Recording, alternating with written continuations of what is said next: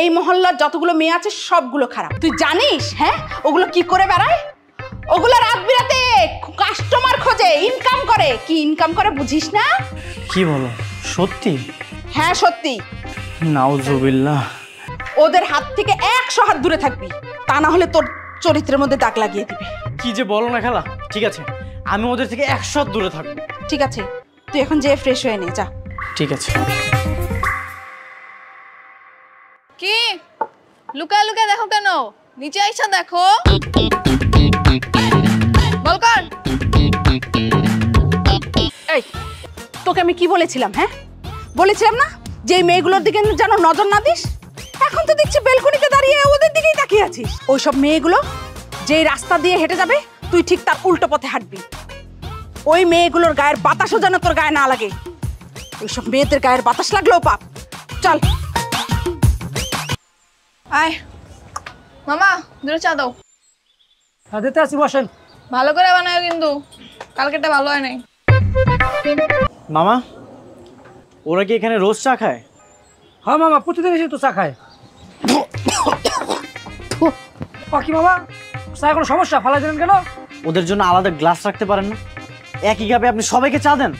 আমি আপনার দোকানে আসবো না আর কখনো। কি রে, আমরা যে কাপে চা খাই সে কাপে চা খেলে তো সমস্যা কোথায়? দূরে দাঁড়িয়ে কথা বল, কাছে আসবি না। কেন সোনা, কাছে আসলে কি এমন হবে? তোদের বাতাস লাগলেও না পাপ হবে। তাই? ওরে আমার পবিত্র বাবুটা, আয় তাহলে থেকে ছেড়ে দিই। আয় ছি, আয় কিছু। খবরদার কাছে আসবি না। কেন, কি করবে কাছে আসলে? আয় নে। ছাড়।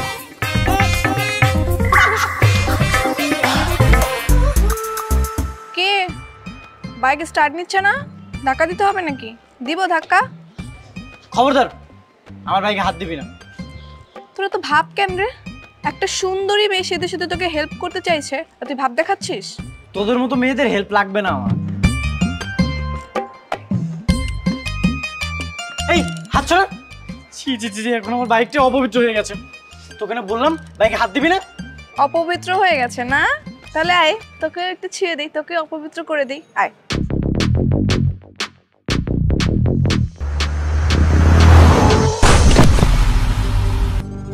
Hello ambulance. আমার ভাগ্নের সম্পূর্ণ বিপদমুক্ত তো? ওর আর কোনো সমস্যা নেই তো? এখন উনি শঙ্কামুক্ত, তবে মাথায় প্রচুর পরিমাণ রক্তক্ষরণ হয়েছিল তো, আর ওনার রক্তের গ্রুপ ও নেগেটিভ, কোথাও পাওয়া যাচ্ছিল না। কিন্তু তারপরে রক্ত পেলেন কোথায়? যে ওনাকে হসপিটালে নিয়ে এসেছে উনি রক্ত দিয়েছে। আর ভাগ্য ভালো যে ওনার রক্তটা সাথে সাথে ম্যাচ করেছে, না হলে তো ওনাকে বাঁচানো সম্ভব হতো না। যে আমাকে রক্ত দিয়েছে উনি কি হাসপাতালে আছেন? যদি থাকে তাহলে ওনাকে ডেকে দেন, আমি ওনাকে থ্যাংক ইউ বলতে চাই। এই যে উনি আপনার ডোনার, উনি আপনাকে রক্ত দিয়ে আপনার জীবন বাঁচিয়েছেন। কি? ওর রক্ত আমার শরীরে দিয়েছেন? এটা কি করলেন আপনি ডাক্তার? কেন, কি হয়েছে? কি হয়েছে মানে? ওর রক্ত আপনি আমার শরীরে দিয়েছেন? একবার দেওয়ার আগে তো আমার কাছ থেকে জেনে নেওয়া উচিত ছিল যে আমি রক্ত দিব কি দিব না। আহা, তখন তো তুই অজ্ঞান ছিলি। হ্যাঁ, যাই হোক, আমি এই রক্ত আমার শরীরে রাখবো না। আপনি এখনই রক্ত চেঞ্জ করে দেন। তা কি করে সম্ভব? ওনার রক্ত তো আপনার শরীরে মিশে গেছে। আপনি দরকার হলে আমার পুরো শরীরের রক্ত চেঞ্জ করে দেন, তারপরে আমি এই রক্ত রাখবো না। আপনার জন্য মাত্র 2 ব্যাগ রক্ত পাওয়া যাচ্ছিল না, হ্যাঁ, আর আপনি কিনা পুরো শরীরের রক্ত চেঞ্জ করতে যাচ্ছেন? আচ্ছা ঠিক আছে, শান্ত হ বাবা, আগে তো সুস্থ হওয়াটা দরকার। কি বলো? হ্যাঁ অবশ্যই। খালা, ওকে এখান থেকে চলে যেতে বলো, আমি ওকে সহ্য করতে পারতেছি না। এই মেয়ে, তুমি এখন যাও তো, এমনিতে ও তোমাকে সহ্য করতে পারছে না। আচ্ছা তুমি শান্ত হও, আমি চলে যাচ্ছি। মামা একটা চা দেন তো। হ্যাঁ দিচ্ছি। যেখানে যাই পিছে পিছে চলে আসে, আবার আমার শরীরে রক্ত দিছে, শরীরটাই পুরো অপবিত্র করে দিচ্ছে। কোনো জায়গায় যেও একটু শান্তি নেই। এই যে আমার কাপ। মামা এই কাপটা না ধুয়ে আমাকে এক কাপ চা দেন তো। কেন না দিয়ে দেবো? কেন, দোয়া কাপ আসো তো এখানে। না না, আমাকে এটাতেই দিতে হবে, কারণ এই কাপে আমার বন্ধুর স্পর্শ লেগে আছে। আচ্ছা ঠিক আছে। বিলটা নেন তো।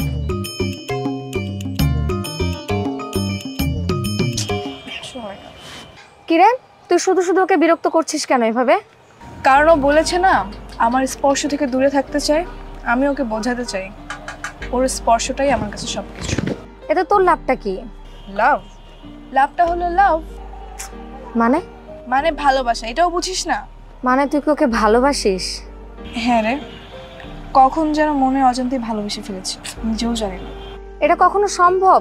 যেই মানুষটা তোর ছায়া মারাতেই ঘেন্না করে তাকে তুই ভালোবাসবি? আচ্ছা, এই ভুল ধারণা কি কখনো যাবে না? তো ভেঙে দে। এভাবে আর কতদিন? যাকে তুই ভালোবাসতে চাচ্ছিস তাকে সত্যি কথাটা বলে দিলেই তো হয়। বলে দে সত্যিটা। ঠিক আছে, এটাই হবে। মামা, 2 কাপ চা দাও। আচ্ছা দিতে আসি।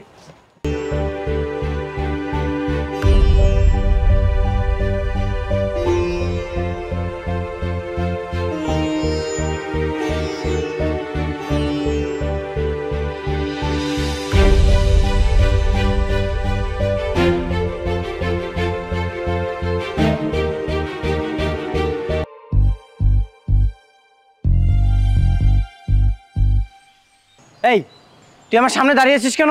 আমার সামনে থেকে সর। কোথায় যাচ্ছ তুমি? আমি এই শহর ছেড়ে চলে যাচ্ছি। সেটা তুই জেনে কি করবি? কেন? আমার ইচ্ছা তাই চলে যাচ্ছি। না, তুমি যাবে না। কেন? কারণ আমি তোমাকে ভালোবাসি। হোয়াট? এই, তুই কি মেন্টাল? কোন সাহসের কথা বলিস? তুই আমাকে ভালোবাসিস? ভালোবাসলেই যে দুজন দুজনকে ভালোবাসতে হবে এরকম কোনো কথা নেই। একতরফাও ভালোবাসা যায়, কিন্তু অপর সাইড থেকে রিজেক্টটা কেন, আমি শুধু সেটার কারণই জানতে চাচ্ছি। এই, তুই কারণটা জানিস না? কারণটা তুই এবার জানতে চাস? তোর মতো নষ্টা চরিত্রহীন মেয়েকে আমি ভালোবাসবো? আবার সেই মুখে তুই আমাকে ভালোবাসার কথা বলিস? কোথায় লেখা আছে আমি নষ্ট, আমি চরিত্রহীন?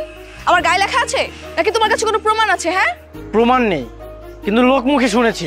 আচ্ছা, লোক মুখে যদি শুনো পশ্চিম দিকে সূর্য উঠেছে তাহলে কি সেটাই বিশ্বাস করবা? না। তাহলে তাহলে কেন আমার নামের কথাগুলো তুমি বিশ্বাস করেছো? তুই কি বলতে যাচ্ছিস? তুই ভালো মেয়ে, আমি নিজের চোখে দেখেছি। তুই রাত বিরাতে বাসায় ফিরিস। এই দেখো, এটা কি দেখো? জিএস কোম্পানি কাস্টমার কেয়ারের জব, নাইট শিফট। তুমি জিএস কোম্পানিতে জব করো? হ্যাঁ, আমরা 4 বান্ধবী এখানে জব করি। আর এই পেশা কি তোমার কাছে খারাপ হয়ে গেল? না, এটা তো খুব ভালো জব, কিন্তু এলাকার মানুষজন তোমাদের নামে এসব উল্টাপাল্টা কথা বলে কেন? আর তোমরাও কিছু বলো না? সেটারও একটা কারণ আছে। এই শহরে যখন নতুন আসি, এই পুরো এলাকার ছেলেরা আমাদের ডিস্টার্ব করা শুরু করেছিল। বাসার নিচে এসে দাঁড়িয়ে থাকা, নাম্বার চাওয়া, বারবার ডিস্টার্ব করা, আমরা পুরো অতিষ্ঠ হয়ে গিয়েছিলাম।